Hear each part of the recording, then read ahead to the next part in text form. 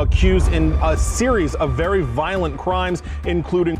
Earlier today, the United States Attorney's Office held a press conference announcing he was one of the few that they were still looking for connected to this large operation.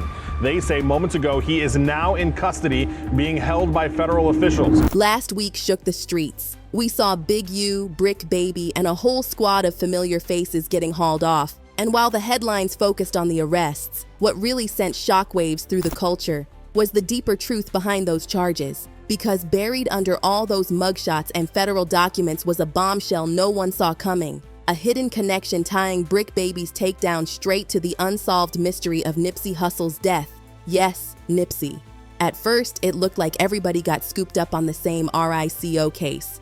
But no, this wasn't just some big gang sweep. The real tea? The Rolling 60s, Nipsey's own set, had been under federal investigation since 2020. That's a full year before the feds even put Big U, Nip's former manager, on their radar. And trust, the puzzle pieces start to fit real quick once you zoom in. The FBI says Henley headed up the local Crips gang for decades. Investigators say that he painted himself as an entertainment executive who's been giving back to the community with various charities, but they say Henley is a violent criminal. Let's get into the heat. There's a serious reason people are pointing fingers at Bricc Baby for possibly being tied to Nipsey's murder. Former death row artist SKG came forward and straight up accused Big U of playing a role in setting Nipsey up. And Big U ain't facing light charges either. He's knee-deep in allegations of murder, extortion, human trafficking, and fraud.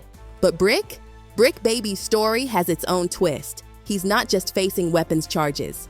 The feds say he was trafficking guns with another Rolling 60s member, straight up moving heat like it was nothing. So tell me, how's a dude that deep in street activity have nothing to do with Nip's case? Even if he didn't pull the trigger, was he one of the guys supplying the tools? Was he a pawn or part of the chessboard? Because it's starting to look like Nipsey's death wasn't some random street beef.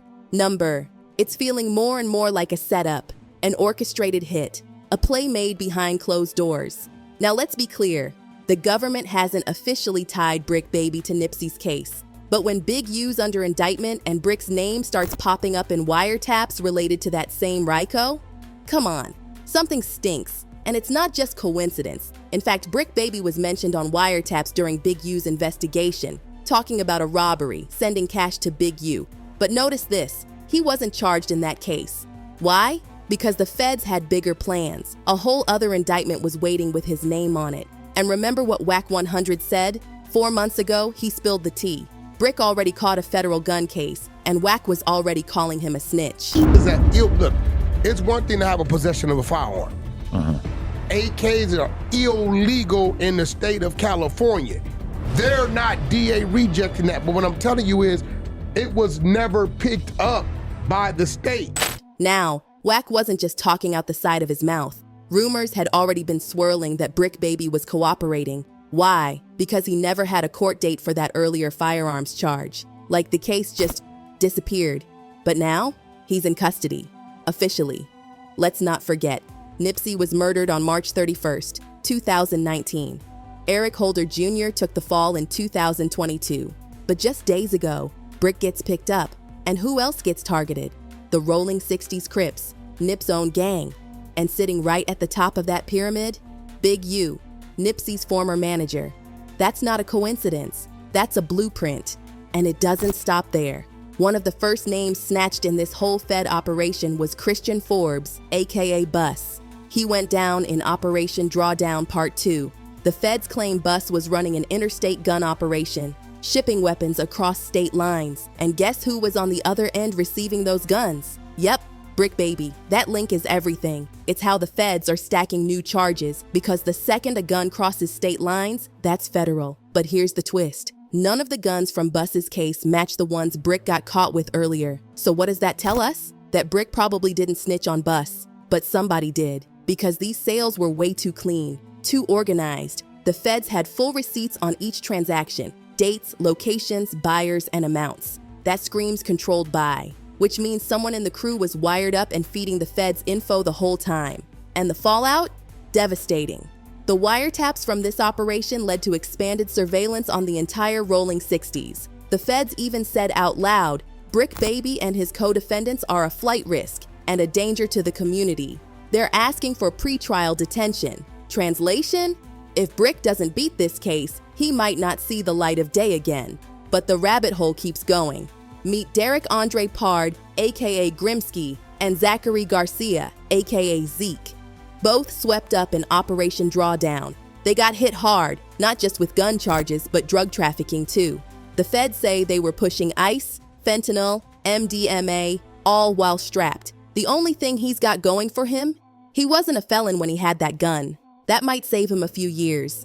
But the rest? It's looking bleak.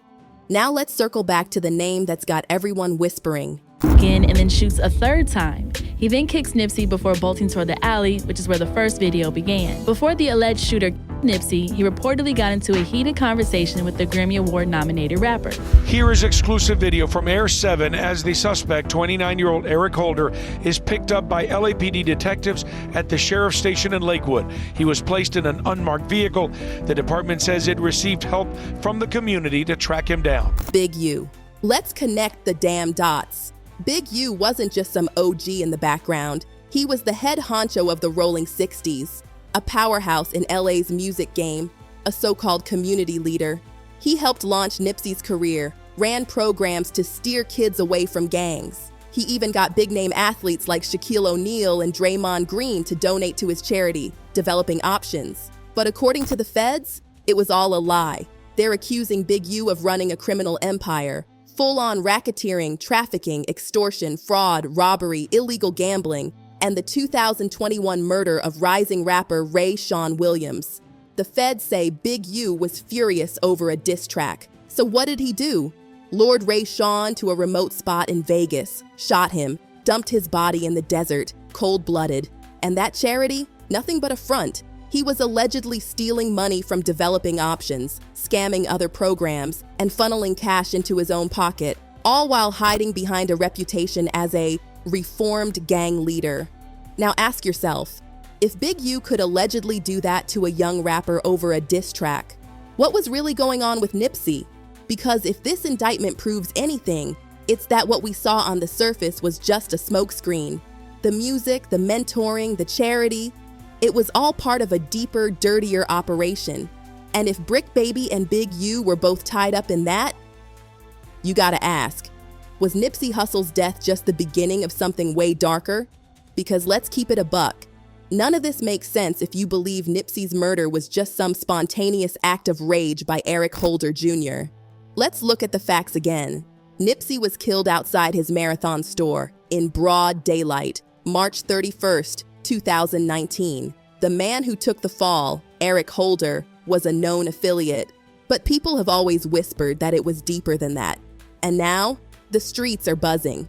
Because with Big U getting indicted and Bricc Baby sitting behind bars with gun-running charges, the whole picture's starting to come into focus. See, Big U was Nipsey's former manager, a father figure, a mentor, but now he's looking like the final boss in a federal takedown that's tearing apart the very crew Nipsey repped his whole life. And let's not forget, Big U wasn't just doing backdoor deals and flexing gang muscle. He was allegedly manipulating charities, city contracts, and even celebrities. That's how deep it ran. Shaq, Draymond Green, they trusted him, believed in him.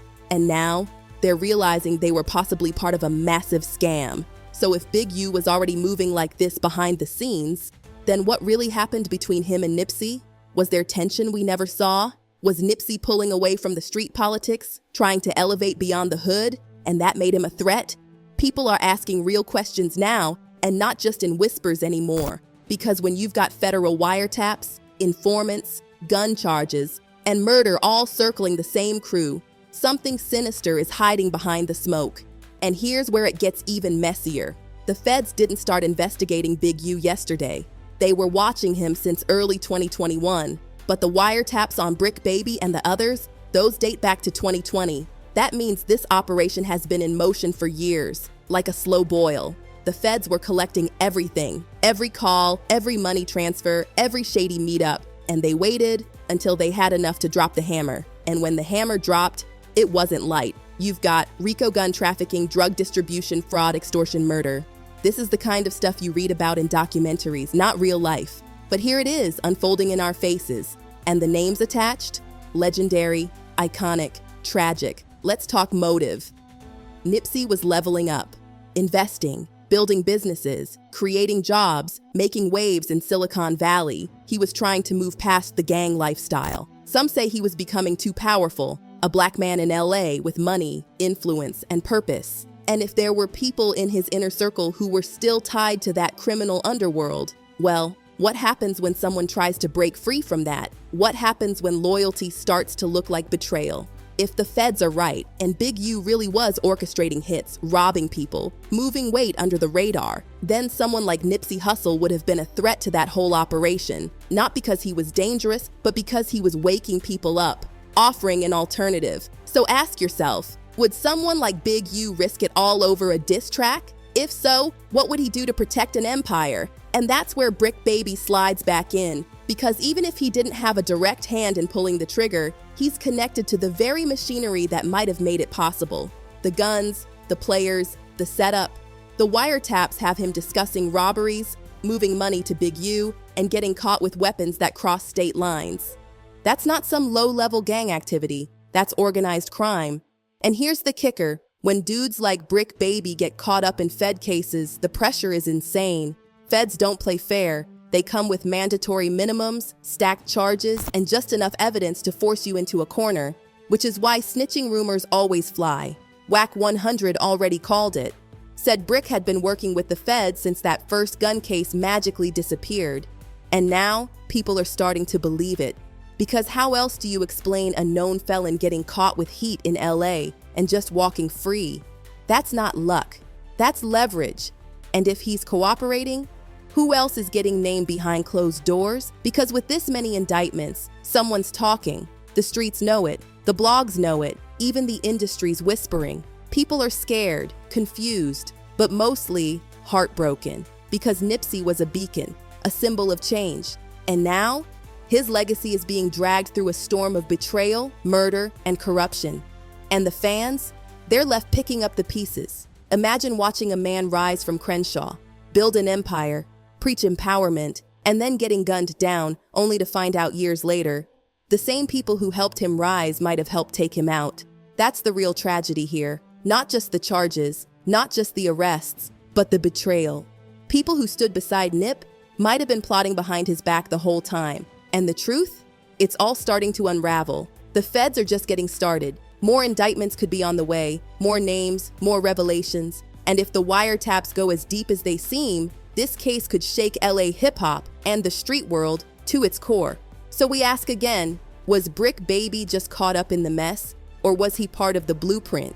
Did Big U's empire protect the community or poison it from within? And most importantly, was Nipsey Hussle sacrificed to protect secrets too dark to ever be spoken? We may never get a clear answer, but one thing's for sure. The veil has been lifted, and the world is watching. Today, we're here to announce federal criminal charges against Eugene Henley Jr., a career criminal known as Big U, who used his contacts and leadership role in the Crips criminal street gang. Let us know in the comments. Do you think Big U and Bricc Baby had something to do with Nip's murder? Or is it just another conspiracy theory being fueled by indictments and street politics? Because at this point, it's hard to tell where the truth ends and the betrayal begins.